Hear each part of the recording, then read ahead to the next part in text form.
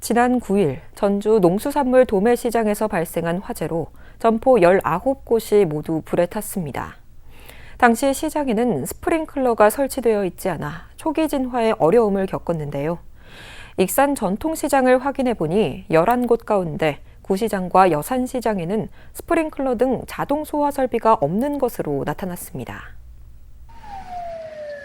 시뻘건 불길이 건물을 집어삼킬 듯 타오릅니다.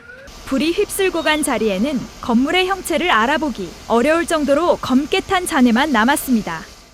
지난 9일 전주 농수산물 도매시장 모습입니다. 소방당국이 대응 2단계까지 발령해 진화에 나섰지만 불은 점포 19곳을 모두 태운 뒤 4시간 만에 꺼졌습니다.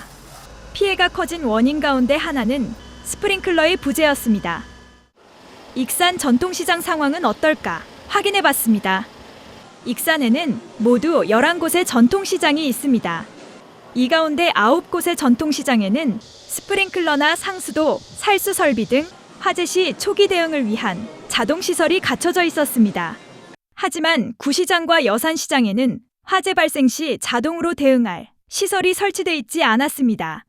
이런 상황에 상인들이 자체적으로 소방훈련을 하고 점포 곳곳에 소화기를 배치하고 있지만 역부족입니다. 엄청 크죠. 연속으로 따닥따닥 붙어가지고 그냥 불났다 하면 아주 그냥 전소죠. 그냥 전소 완전히. 훈련 소방을 이 소화기를 들고 열심히 지금 연습도 하고 있는데 솔직히 이제 부족한 점이 많이 있어요. 어렵고. 기분이 80대예요. 소화전 같은 건 있어도 이걸 활력을만 달아주고 이 지나보시면 더 큰 문제는 시장 특유의 밀집된 구조입니다. 전통시장 특성상 점포뿐 아니라 상가들이 좁은 골목을 따라 빼곡하게 들어서 있어 불이 초기에 잡히지 않으면 주변 상가로 빠르게 번질 우려가 있습니다.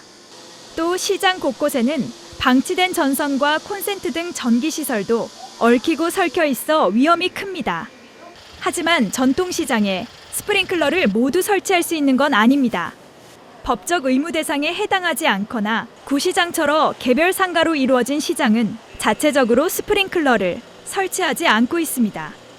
때문에 스프링클러 설치가 어려운 시장은 소화시설을 보강하고 노후 전기시설을 정비하는 등 시장 구조에 맞는 화재 대응책이 필요합니다. 시장마다 구조와 여건이 다른 만큼 화재 발생 시 피해를 최소화할 수 있는 안전대책 마련이 필요해 보입니다. KCN 뉴스입니다.